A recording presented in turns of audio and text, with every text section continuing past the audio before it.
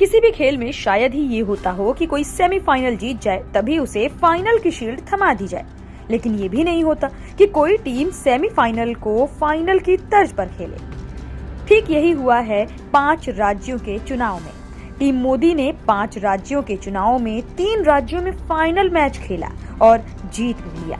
भाजपा ने शिवराज सिंह चौहान, वसुंधरा राजे और रमन सिंह जैसे बड़े चेहरे होने के बावजूद नरेंद्र मोदी का चेहरा हर जगह सामने रखा। पीएम मोदी पर ही दांव लगाया। पीएम मोदी की गारंटी का लिटमस टेस्ट किया। ये बड़ा जोखिम था, पर ये जोखिम भी प्रधानमंत्री सरीखा नेता ही ले सकता है। तभी तो जनादेश से निकला ये संदेश बताता है कि 2024 के लोकसभा चुनाव में क्या होगा। मोदी मैजिक काम आएगा। मोदी की गारंटी पर लोगों को भरोसा रहेगा। मोदी हैट्रिक लगाएंगे। कहा तो ये भी जाने लगा है कि तीसरी बारी 400 की तैयारी।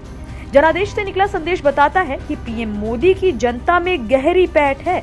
जनता मोदी के सुशासन और विकास की राजनीति के साथ है। हिंदुत्व के तड़के की जगह राजनीति में अभी भी बनी हुई है। नारी वंदन ब्रह्मास्त्र बनकर काम आया।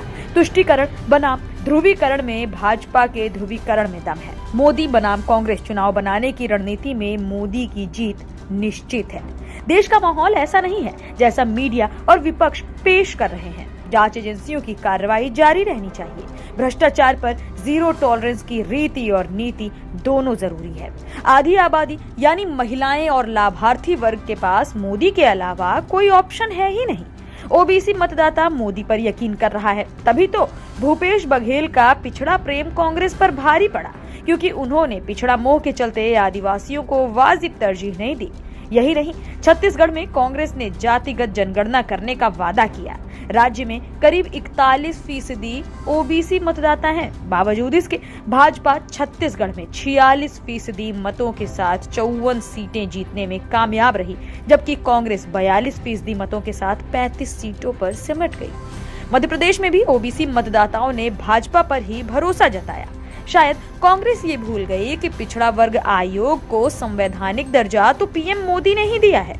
जनादेश ये है कि देश के आर्थिक और सामाजिक विकास के मोदी के फंडे को पसंद किया जा रहा है। बदलते भारत की जो तस्वीर पीएम मोदी गढ़ रहे हैं वो जन आकांक्षाओं के अनुरूप है। गरीब, महिला, किसान और युवा, मोदी की ये 4 जातियों का नया फॉर्मूला आज की सियासत की अचूक सोशल इंजीनियरिंग है। राम मंदिर, काशी विश्वनाथ, मथुरा सरीखे अपने पार्टी के शक्ति केंद्रों पर शीश नवाने, विकास करने और पुनरुद्धार करने की मोदी की रीति नीति लोगों के सिर फख्र से ऊंचा कर रही है। देश में हिंदुत्व के इर्द गिर्द एक सशक्त माहौल बन चुका है, जिसका प्रतिनिधित्व पीएम मोदी करते हैं। कांग्रेस ये समझने में लगातार गलती करती चली आ रही है। हालांकि कांग्रेस ने इन चुनावों में हिंदुत्व से जुड़े कई वादे और घोषणाएं भी की, और उसके सामने इससे भी अलग चुनौती ये है कि वो साबित करे कि हिंदुत्व अभिप्रेरित राष्ट्रबोध पर वो भाजपा से आगे कैसे हो सकती है। 2011 में असम में तरुण गोगोई की सरकार दोबारा बनाने की बात छोड़ दें तो कांग्रेस की कोई भी सरकार दोबारा नहीं जीत पाई, जबकि 2014 के बाद मोदी ने यूपी, उत्तराखंड, हरियाणा, असम, मध्य प्रदेश और गुजरात में सरकारें दोहराई हैं। गहलोत के 17 मंत्री हारे और बघेल के डिप्टी सीएम समेत 7 मंत्री, जबकि शिवराज सिंह चौहान के केवल 12 मंत्री ही अपनी साख नहीं बचा पाए। जनादेश में राहुल की मोहब्बत की दुकान बंद करने का संदेश है। गहलोत और पायलट की तरह दिल ना मिलाने का संदेश है। कांग्रेस को मोदी है तो मुमकिन है कि तर्ज पर छत्तीसगढ़ का नारा भूपेश है तो भरोसा है नहीं गढ़ना चाहिए था। मध्य प्रदेश में राम मंदिर के प्राण प्रतिष्ठा समारोह से जुड़ी होर्डिंग पर सवाल नहीं उठाना चाहिए था। पार्टी कार्यकर्ताओं का हौसला बनाए रखना भी अब कांग्रेस नेतृत्व के लिए किसी बड़ी चुनौती से कम नहीं है। कांग्रेस धीरे धीरे दक्षिण की ओर सिमटती जा रही है, जबकि दिल्ली की सत्ता का फैसला करने में हिंदी भाषी राज्यों की प्रमुख भूमिका होती है। ऐसे में कांग्रेस की हार 2024 के सियासी जंग के लिए पार्टी की चिंता बढ़ाने वाली है। न सिर्फ कांग्रेस बल्कि इन चुनावों ने अखिलेश यादव, मायावती, असदुद्दीन ओवैसी सरीखे रीजनल और अति रीजनल नेताओं को भी उनकी जगह याद दिला दी है। इन नेताओं को जनादेश का संदेश पढ़ लेना चाहिए कि वे राष्ट्रीय क्या रीजनल फलक पर भी कहीं नहीं है और कोई राष्ट्रीय जगह बनाने का रास्ता तो बहुत दूर है। इस जनादेश को मतदाताओं के संवेग की अभिव्यक्ति नहीं कहा जाना चाहिए, बल्कि ये तो उनके स्थायी धारणा का प्रकटीकरण है। भाजपा बहुत गदगद है, लाजमी भी है।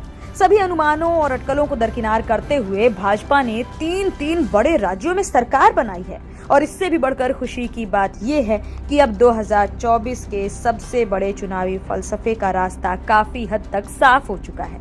आज भाजपा में जीत का पर्व है, उत्साह है, एनर्जी है, आत्मविश्वास है। फिर भी कांग्रेस को हार से नहीं बल्कि भाजपा की जीत से सबक सीखने की जरूरत है, ताकि आगामी लोकसभा चुनाव में वो अपने पिछले ही सारे रिकॉर्ड्स को पीछे छोड़ सके।